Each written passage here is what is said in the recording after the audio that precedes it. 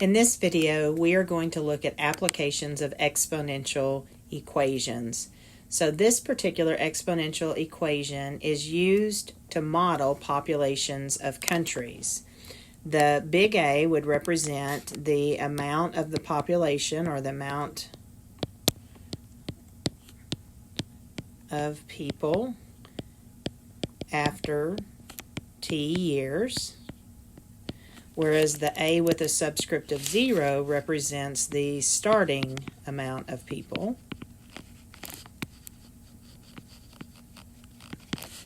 or the starting amount of the population, however you want to say that. E is actually a number. It's approximately 2.72, but scientific calculators already have that program, so we just allow them to use the value that's in the calculator. K represents the rate of growth, and your T is your time in years. Now, when you're looking at a particular model, so we'll look down here at this one that has 4 different countries. The A subscript of 0 would be their starting population, and that's probably going to be in terms of millions of people. So, for example, country 1, if they asked us what is the population of that country in the very first year, so let's just say in this case 2006, well, it would start at 149.1. Whereas country 4, their starting population would be 27.3. Now, this particular question is asking us which one has the biggest growth rate. Well, your growth rates come from your values of K. If there is a negative growth rate, that tells you that the population is actually decreasing. So obviously country 1 is not going to have the greatest growth rate. When I look at my values of K for the other 3 countries, it appears that country 4 has the largest, so the decimal is 0.028, so country 4 has the largest, and they ask you what that percentage is. So remember, when we change a decimal into a percent form, we're going to move 2 places to the right. So we would say that population is increasing by 2.8% each year. Okay, in this next type of problem, they are giving us an exponential model. So notice this starting population is at 60.7 million, and that's in 2003, and they're wanting to know when will the population be 62 million. So using their formula, I'm going to plug in the 62 million for the A. That's equal to the 60.7 million. And then we have e to the power of the growth rate of 0.001 times t. So we are going to solve that exponential equation for t. Step 1, we'll divide both sides by 60.7. Do not get on a calculator until the end, so simply leave that as a fraction. 62 divided by 60.7.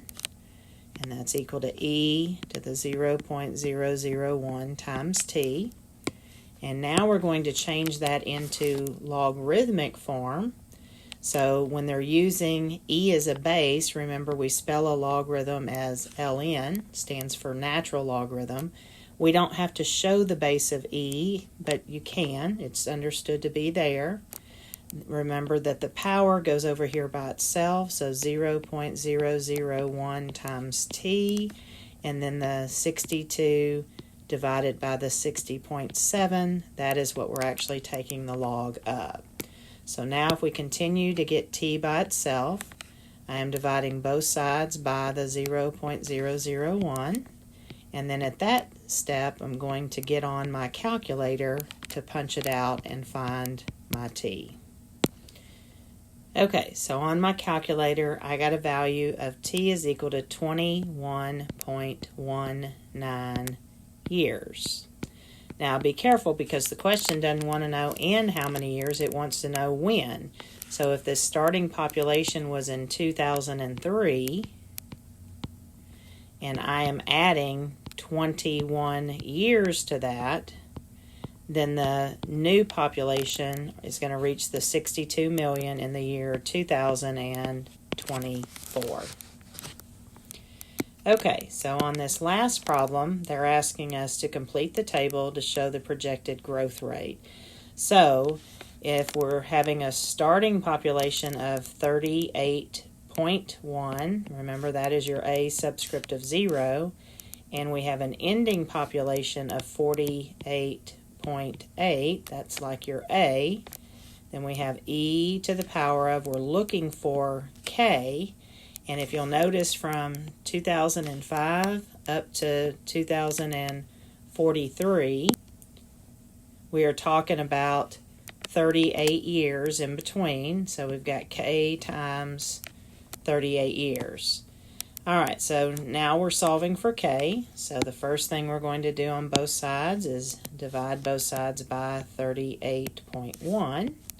And again, don't get on your calculator until the end. Just leave this as a fraction. And I'm just going to write it as 38k, which is the same as k times 38. So once again, I'm going to change that into logarithmic form. So with a base of e, we use ln. You can show the e here if you want. My power is 38k, so it goes over there. And then I'm taking the log of 48.8 divided by 38.1. So my final step to get k by itself will be to divide both sides by 38. And then at that point, I get on my calculator to punch it out. Okay, so on my calculator, I'm going to show you how they wrote the answer so we can talk about this. They write it as 6.5135, and then they show and there's other decimals, they show times 10 to the negative third. Now, that is in scientific notation. So if your answer is in scientific notation, they're not going to want you to write it like that. They're going to want you to put it in normal decimal form. Anytime you have an exponent that is negative, that's going to take your decimal to the left. So with a negative 3, I'm going to have to move this decimal 3 places to the left, which means I have to fill in with 2 zeros. And so they want 4 decimal places on my final answer, so my k would be 0.0065. And your calculator may not do that. If it doesn't put it in scientific notation, then it's going to give you that decimal directly. But just in case it did, that is how you would convert it into the decimal answer that they want for your k.